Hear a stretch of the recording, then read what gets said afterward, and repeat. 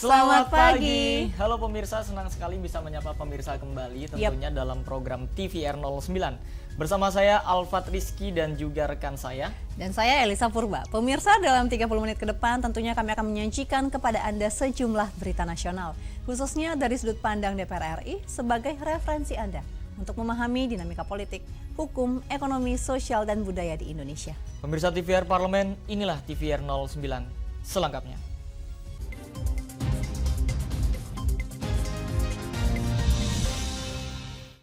Pemirsa, berita pertama mengenai pimpinan DPR RI yang memastikan rapat pimpinan dan badan musyawarah berikutnya akan membahas rancangan undang-undang ibu kota negara agar dapat segera diparipurnakan.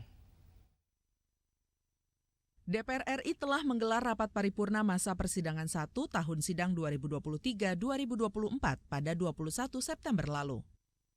Namun dalam paripurna itu belum diagendakan pengesahan revisi Undang-Undang Nomor 3 Tahun 2022 tentang Ibu Kota Negara. Pimpinan DPR RI pun memberikan penjelasan terkait belum dibawanya RUU IKN ke rapat paripurna. Wakil Ketua DPR RI Sufmi Dasko Ahmad yang ditemui di Gedung Nusantara II Senayan Jakarta mengatakan RUU IKN keputusan tingkat 1 telah disepakati pada Selasa lalu. Selanjutnya, sesuai dengan mekanisme DPR, setiap revisi undang-undang ataupun surat-surat akan dibahas di rapat pimpinan dan badan musyawarah berikutnya. Ia memastikan pada Rapim dan Bamus berikutnya akan dibahas RUU IKN agar dapat segera diparipurnakan. Di Bamus dulu Pak untuk penentuan jadwalnya atau gimana sih Pak? Kan agenda pada hari ini sudah ditentukan oleh Rapim dan Bamus beberapa waktu yang lalu. Nah, kita belum ada agenda Rapim dan Bamus, sementara IKN itu kan baru keputusan tingkat 1-nya baru 2 hari yang lalu, sehingga nggak keburu gitu. Mudah-mudahan nanti kita ada Rapim Bamus minggu depan, kita akan agendakan. Untuk mengagendakan paripurna selanjutnya. Sebelumnya, Komisi 2 DPR RI sepakat membawa RUU tentang perubahan atas Undang-Undang Nomor 3 Tahun 2022 tentang Ibu Kota Negara untuk disahkan menjadi undang-undang. Pengambilan keputusan dilakukan dalam rapat kerja antara Komisi 2 DPR RI dengan DPD RI, serta kementerian dan lembaga terkait. Zikri dan Denus, TVR Parlemen, melaporkan. Pemirsa, Badan Legislasi DPR RI berharap revisi Undang-Undang BUMN dapat menjadikan seluruh perusahaan plat merah menjadi lebih kompetitif dan produktif. Anggota Komisi 6 DPR RI Lulu Nurhamidah menyebut revisi Undang-Undang BUMN memiliki peran penting dalam upaya menciptakan BUMN yang mandiri. Menurutnya, BUMN sebagai representasi negara dalam bidang usaha perlu didukung melalui RUU BUMN.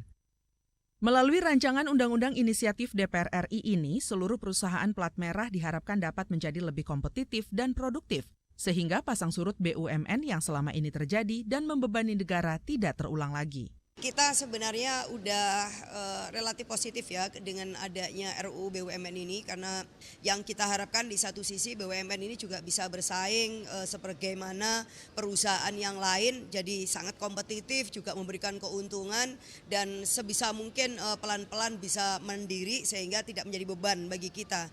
Sementara itu, anggota Badan Legislasi DPR RI Ibnu Multazam berpendapat BUMN sebagai perusahaan negara perlu diatur ketat dengan undang-undang, utamanya dalam hal penyertaan modal negara yang sejauh ini dinilai belum terrealisasi sesuai harapan. Menurutnya, penyempurnaan Undang-Undang BUMN perlu mengatur sinkronisasi antar kementerian dalam memberi penugasan kepada BUMN, di antaranya Kementerian BUMN dan Kementerian Keuangan. Jadi BUMN ini merupakan badan usaha pemerintah yang mesti harus diatur secara sehat, tidak tumpang tindih. Utamanya penyertaan keuangan negara di BUMN itu harus dikelola secara baik, sehingga melibatkan 3 menteri itu saya kira bisa diperlukan untuk penyempurnaan RUU BUMN yang lama. Panji dan Kristio, TVR Parlemen, melaporkan. Pemirsa, sejak tahun 2019, pemerintah Provinsi Bali telah menggalakkan pemanfaatan energi bersih melalui Peraturan Gubernur Nomor 45 Tahun 2019. Dan pemirsa, informasi selengkapnya akan kami hadirkan usai jeda. Tetaplah di TVR 09.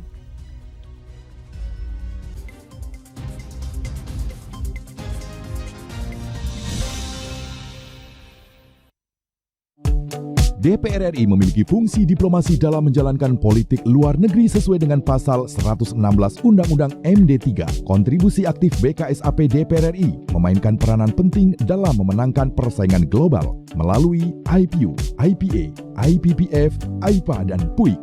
BKSAP memiliki komitmen yang tinggi dalam krisis kemanusiaan dunia. Fungsi diplomasi dijalankan untuk mendukung upaya pemerintah dalam melaksanakan politik luar negeri. Sini ditambang. Konflik yang terjadi, Sini tidak mengizinkan. masalah yang tersisihkan menjadi kesenjangan sosial. Ya namanya rakyat kecil gak bisa apa-apa, mau komplain juga gak didengar. Sebab apa? Itu menyangkut isi perut kami semua. Bagaimana memutus keterbatasan untuk didengar?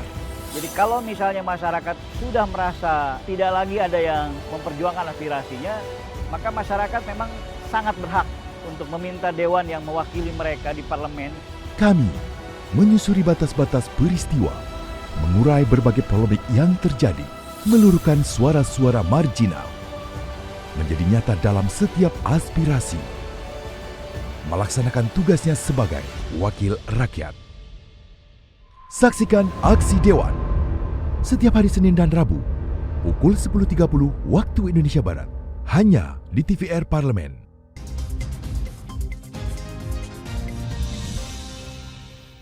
Anda kembali menyaksikan TVR 09. Pemirsa, Komisi 7 DPR RI menilai komitmen Bali untuk menggalakkan pemanfaatan energi bersih dapat menjadi pelajaran bagi daerah lain di Indonesia agar dapat mewujudkan Indonesia mencapai target nol emisi karbon di tahun 2060. Sejak tahun 2019, pemerintah Provinsi Bali telah menggalakkan pemanfaatan energi bersih melalui Peraturan Gubernur Nomor 45 Tahun 2019. Kebijakan ini penting untuk meningkatkan citra pariwisata Bali serta membantu Indonesia mencapai target nol emisi karbon di tahun 2060. Untuk itu, Komisi 7 DPR RI mendorong Bali beralih dari pembangkit listrik berbasis energi fosil ke pembangkit listrik ramah lingkungan berbasis gas atau PLTDG dan PLTGU.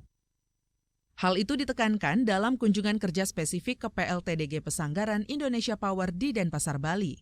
Ketua Komisi 7 DPR RI Sugeng Suparwoto menyebut PLTDG Pesanggaran Bali dapat memasok 200 MW secara intermiten dari total kebutuhan listrik sebesar 950 MW. Maka dari itu, komitmen Bali sudah selayaknya menjadi pelajaran bagi daerah lain di Indonesia. Pasalnya, hingga kini, dari 77 gigawatt listrik nasional, 67% diantaranya masih berbasis batu bara yang membawa dampak polusi. Energi bersih itulah komitmen yang sudah dicanangkan, makanya kita kunjungi Bali. Nah, kenapa pembangkit listrik tenaga gas? Masa transisi dari fosil yang sekarang masih mendominasi energi kita, terutama listrik, karena dari kurang lebih 77 gigawatt listrik kita se-Indonesia itu, 67%-nya itu masih PLTU batubara. Ini adalah sangat-sangat polutif, dan kita dirasakan bagaimana apalagi sekarang dunia kan memang sudah menuju net zero emission. Meski bukan energi berkelanjutan, gas merupakan energi bersih yang tidak melepaskan emisi berbahaya ke udara. Dari Denpasar, Bali, Teresia Butar-Butar, TVR Parlemen melaporkan. Kita beralih ke informasi selanjutnya, pemirsa. PLT Kepala Pusat Pengembangan Kompetensi SDM Legislatif berharap pelatihan kepemimpinan pengawas di lingkungan Sekjen DPR dan DPD RI dapat meningkatkan pelayanan yang terbaik kepada DPR RI dan masyarakat. Dalam rangka meningkatkan kapasitas dan kualitas SDM, Pusat Pengembangan Kompetensi SDM Legislatif Sekjen DPR RI mengadakan pelatihan kepemimpinan pengawas di lingkungan Sekretariat Jenderal DPR dan DPD RI. PLT Kepala Pusat Pengembang Kompetensi SDM Legislatif, Jaka Dwi Winarko, menyampaikan pelatihan kompetensi ini dilaksanakan untuk meningkatkan kompetensi para pejabat pengawas yang merupakan salah satu unsur penting di unit kerja, sehingga diharapkan nantinya mereka dapat memberikan pelayanan yang terbaik kepada DPR dan masyarakat. Setelah kembali ke unit kerjanya, itu dia mempunyai tambahan wawasan, pengetahuan, dan juga keterampilan bagaimana bisa memberikan layanan yang lebih baik kepada publik ya. Dalam hal ini kalau di DPR dan DPD tentu yang utama itu pelayanan kepada anggota DPR maupun anggota DPD. Sementara itu, peserta pelatihan kepemimpinan pengawas Ashari Ibnu Hajar mengatakan, pelatihan bagi pegawai memang sangat diperlukan untuk meningkatkan wawasan, baik soft skill maupun hard skill, sehingga pegawai dapat terus mengikuti perkembangan yang ada. Itu merupakan bekal kita nanti untuk lebih mempertajam komitmen kami di unit kerja, lebih memperkuat wawasan kami. Itu sangat berguna buat legislasi di tempat legislasi kami. Gitu berkali. Rodiah dan Zia, TVR Parlemen melaporkan. Pemirsa, kita beralih ke Komisi 6 DPR RI yang mendorong pemerintah untuk segera merumuskan kebijakan terkait e-commerce yang berpihak pada pelaku UMKM konvensional yang masih menggantungkan pendapatannya dengan berjualan secara offline. Menyusul perkembangan platform e-commerce yang dinilai merugikan para pedagang konvensional, pemerintah diminta segera merumuskan kebijakan agar masalah ini tidak berlanjut dan kian merugikan para pelaku UMKM. Berkembangnya persaingan dagang di berbagai platform e-commerce memberikan dampak besar bagi para pedagang konvensional. Perbedaan harga yang jauh dan mencolok disinyalir kian menggerus omset para pedagang konvensional karena konsumen kini lebih memilih belanja di e-commerce. Hal ini bermula sejak pandemi COVID-19 beberapa waktu lalu yang menyebabkan kebiasaan belanja konsumen beralih dari offline ke online. Anggota Komisi 6, Amin, mengungkapkan pemerintah harus sigap merespon kondisi ini dengan segera merumuskan kebijakan yang berpihak pada pelaku UMKM konvensional yang masih menggantungkan pendapatannya dengan berjualan secara offline. Dan benar-benar saya minta pemerintah memperhatikan ini masalah serius dan waktu yang secepat mungkin. Ini terutama di garda terdepannya adalah Kemendak, tapi juga ada Kemenkop UKM, ada juga Kemenperin untuk pembinaan UKM. Jadi 3 kementerian itu berkolaborasi. Ya, soal pembinaannya, soal peningkatan kapasitasnya, dan juga soal regulasinya. Memang di garda terdepan untuk soal regulasinya di Kemendak gitu loh. Nggak main-main, ini kan ada 64 juta ya pengusaha UMKM kita. Dan memang kita tidak bisa menolak perkembangan zaman yang terkait dengan era digitalisasi. Oleh karena itu pemerintah benar-benar perhatikan ini pembinaannya gitu loh. Punya kebijakan yang benar-benar berpihak kepada mereka. Halim Amrullah, TVR Parlemen melaporkan. Pemirsa, penjualan barang melalui media sosial atau social commerce akhir-akhir ini ramai dibahas di publik. Pemerintah menganggap bahwa social commerce dapat menimbulkan dampak negatif terhadap produk usaha mikro, kecil, dan menengah atau UMKM. Dan informasi selengkapnya akan kami hadirkan sesaat lagi. Tetaplah di TVR 09.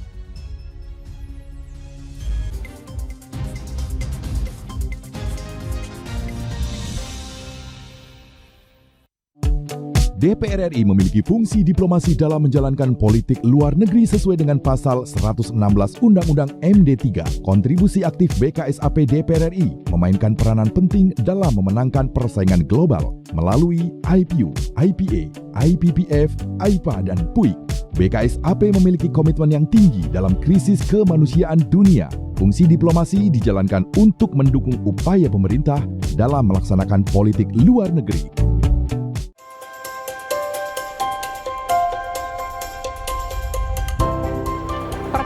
Dalam sejarah Indonesia, tahun 2024 kita mengadakan pemilu serentak, legislatif dan eksekutif baik di tingkat pusat maupun daerah.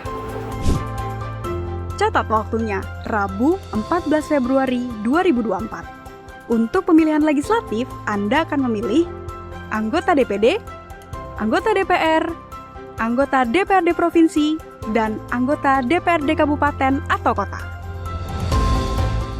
Selain pemilu legislatif, Anda juga akan memilih presiden dan wakil presiden loh pemirsa.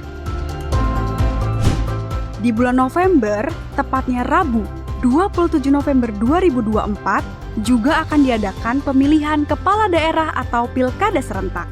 Dalam pilkada nanti, Anda akan memilih gubernur dan wakil gubernur, bupati dan wakil bupati, serta wali kota dan wakil wali kota.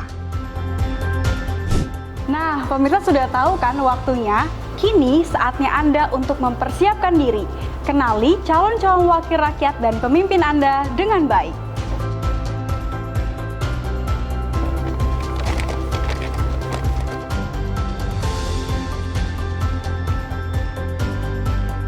Jangan sampai kesempatan untuk memilih calon wakil rakyat dan pemimpin Anda terlewat begitu saja. Ayo ramaikan Pesta Demokrasi Pemilu 2024 dengan meriah. Demi masa depan bangsa Indonesia.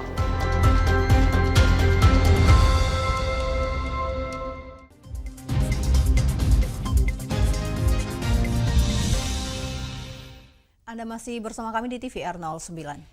Ya pemirsa, seperti yang diketahui, maraknya perdagangan di social commerce juga dinilai menjadi pintu untuk barang-barang impor ilegal.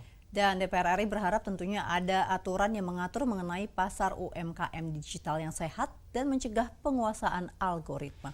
Dan pemirsa, untuk mengetahui informasi selengkapnya, mari kita simak laporan mendalam yang telah dihimpun oleh tim redaksi TVR Parlemen dalam segmen editorial Parlemen berikut ini.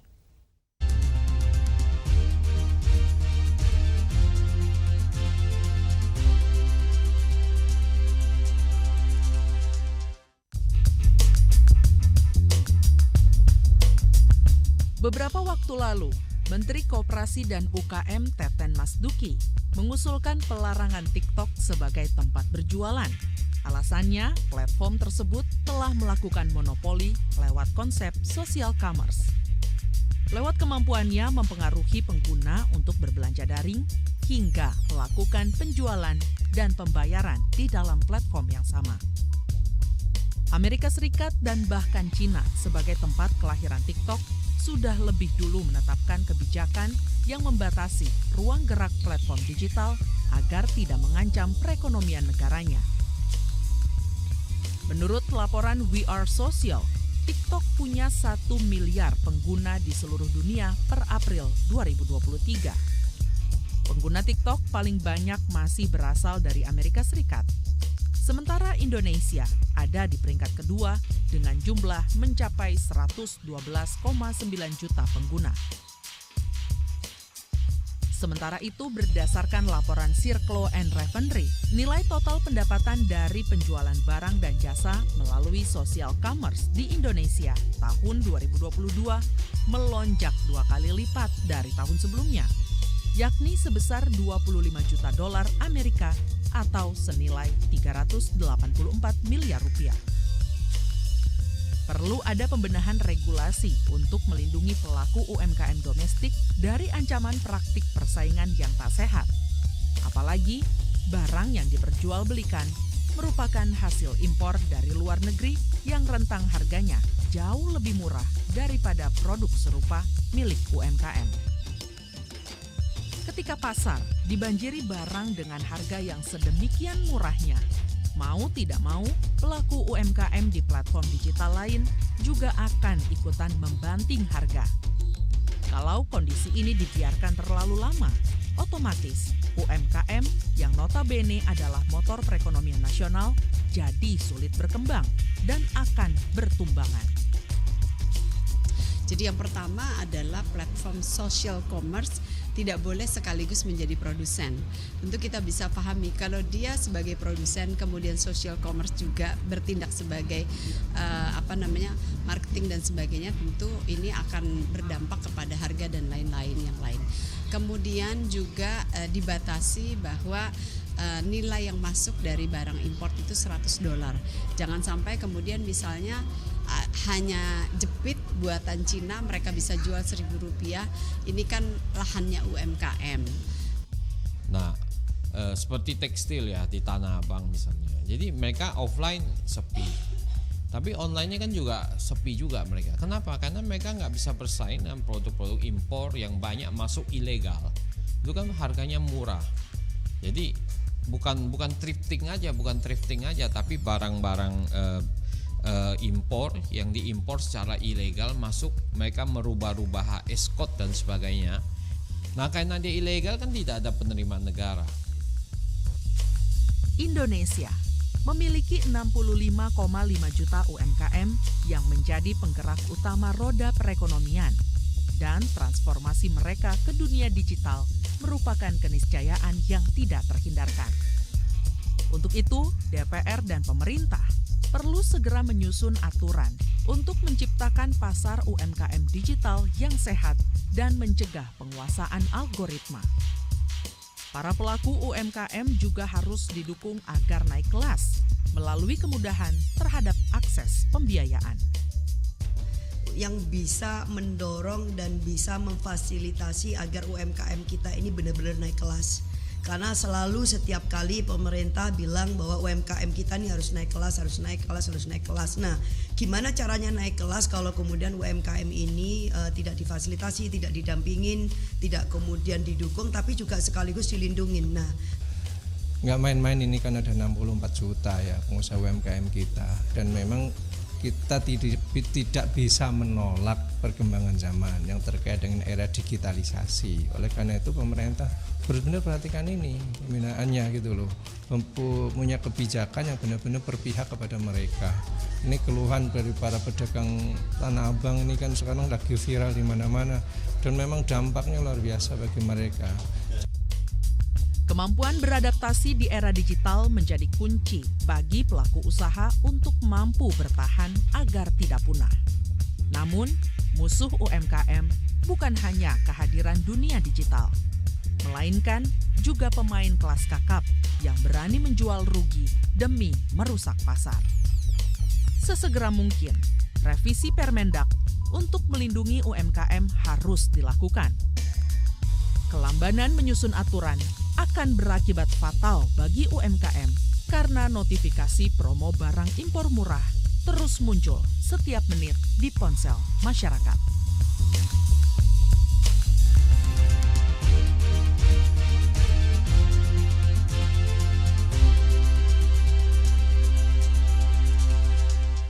Ya pemirsa, setelah ini kami akan mengajak jalan-jalan Anda untuk mengunjungi Bait Al-Quran Al-Akbar yang menjadi wisata religi ternama dan menjadi ikon kota Palembang. Nah ternyata bukan hanya jembatan, bukan hanya makanan kuliner pempek juga, tapi memang Museum Al-Quran Raksasa yang mendunia ini pemirsa, menjadi ikon kota Palembang juga. Nah tepatnya ini beralamat di Pondok Pesantren Al-Ihsaniyah Gandus, Palembang. Dan tentunya pemirsa penasaran ini terkait dengan informasinya akan kami hadirkan sesaat lagi. Untuk itu tetaplah bersama kami di TVR 09.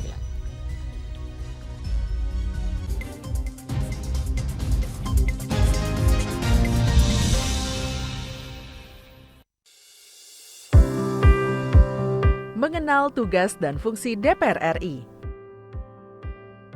Dewan Perwakilan Rakyat atau DPR adalah lembaga negara yang mewakili aspirasi rakyat.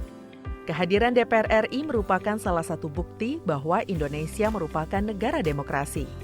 Sebagai salah satu lembaga perwakilan rakyat, apa saja tugas dan fungsi yang diemban DPR RI? Berdasarkan pasal 20A ayat 1 Undang-Undang Dasar 1945, DPR memiliki 3 fungsi, yakni fungsi legislasi, anggaran, dan pengawasan. Tugas dan wewenang DPR berbeda untuk setiap fungsinya. Yang pertama, fungsi legislasi. Menyusun program legislasi nasional atau prolegnas, menyusun dan membahas rancangan undang-undang, menerima rancangan undang-undang yang diajukan oleh DPD, membahas rancangan undang-undang yang diusulkan oleh Presiden ataupun DPD, menetapkan undang-undang bersama dengan Presiden, menyetujui atau tidak menyetujui peraturan pemerintah pengganti undang-undang yang diajukan oleh Presiden untuk ditetapkan menjadi undang-undang. Yang kedua, fungsi anggaran. Memberikan persetujuan atas rancangan undang-undang tentang APBN yang diajukan oleh Presiden. Memberikan persetujuan terhadap pemindahtanganan aset negara maupun terhadap perjanjian yang berdampak luas bagi kehidupan rakyat yang terkait dengan beban keuangan negara. Menindaklanjuti hasil pemeriksaan atas pengelolaan dan tanggung jawab keuangan negara yang disampaikan oleh BPK. Memperhatikan pertimbangan DPD atas rancangan undang-undang tentang APBN dan rancangan undang-undang terkait pajak, pendidikan, dan agama. Yang ketiga, fungsi pengawasan. Fungsi pengawasan, DPR bertugas melakukan pengawasan terhadap pelaksanaan Undang-Undang APBN dan kebijakan pemerintah, serta membahas dan menindaklanjuti hasil pengawasan yang disampaikan oleh DPD. Demikian penjelasan tentang tugas dan fungsi DPR menurut Undang-Undang. Informasi ini dipersembahkan oleh TV dan Radio Parlemen, Biro Pemberitaan Parlemen, dan Sekretariat Jenderal DPR RI.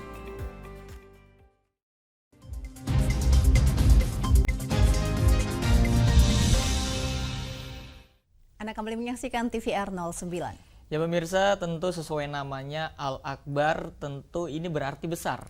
Ukuran Al-Quran ini begitu besar yang jika digabungkan, ketebalan mushaf Al-Akbar ini mencapai 9 meter. Tentu tinggi banget ya Elisa ya. Membayangkan sebuah Al-Quran tingginya 9 meter dan ini menyamai lebar sebuah rumah. Nah, memang kalau memang udah selebar itu, nggak heran nih kalau Museum Rekor Indonesia atau MURI ini juga menobatkan sebagai Al-Quran terbesar dan terberat di dunia. Selain itu nih Elisa, ini Al-Quran Al-Akbar ini didesain dan kemegahannya begitu mengagumkan sebagai media dalam menuangkan kalam ilahi. Tentu tanpa berlama-lama, mari kita saksikan tayangan berikut ini terkait dengan wisata religi ke Bait Al-Quran Al-Akbar Palembang pada segmen Intips, informasi dan tips berikut ini.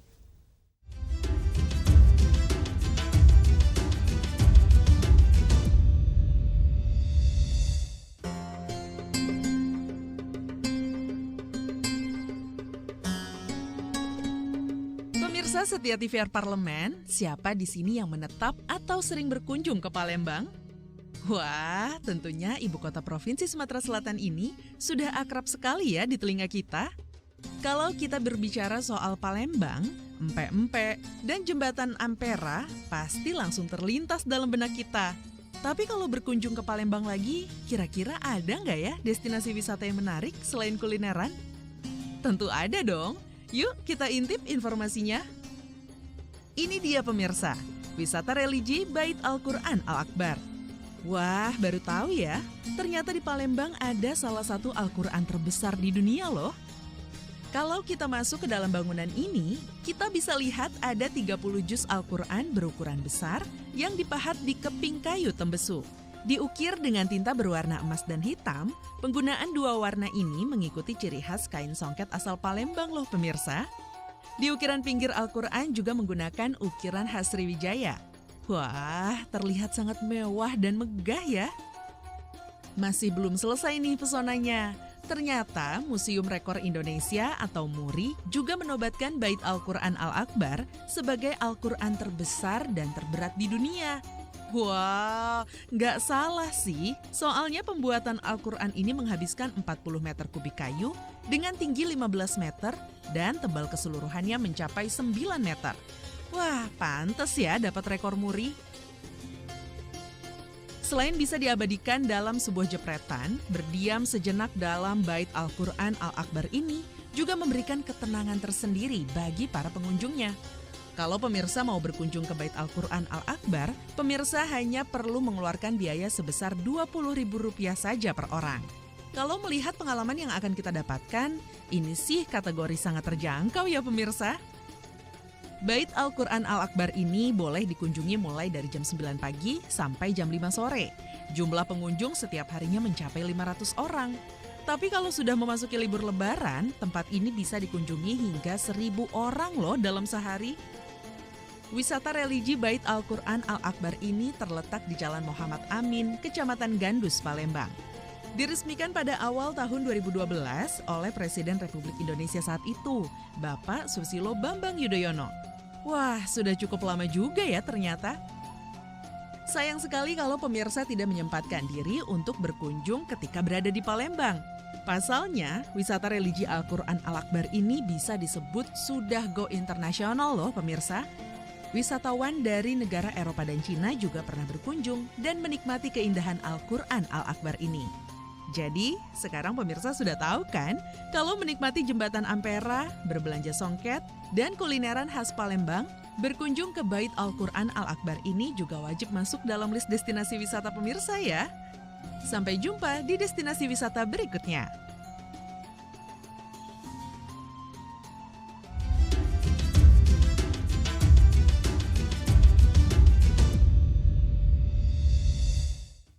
Ya, jika pemirsa berkunjung ke Palembang tentu bisa mengunjungi Al-Bait Al-Quran Al-Akbar tersebut ya, tidak hanya ke Ampera karena memang terkenal kan hanya jembatan Ampera ya, Elisa. Benar, selain berfoto-foto di Ampera bisa juga mungkin langsung ke Museum Bait Al-Quran Al-Akbar dulu, baru kita menikmati kuliner yang ada di Palembang. Betul, tentunya. karena memang kuliner di Palembang ini memang enak-enak ya, terutama pempeknya pasti ya. Setuju. Dan pemirsa, di penghujung acara kami informasikan kepada Anda sejumlah agenda DPR RI pada hari ini, Senin 25 September 2023. Ya pemirsa, pada pukul 9.30 waktu Indonesia Barat, ada Ketua DPR RI yang akan menerima courtesy visit dari HUDEF UI.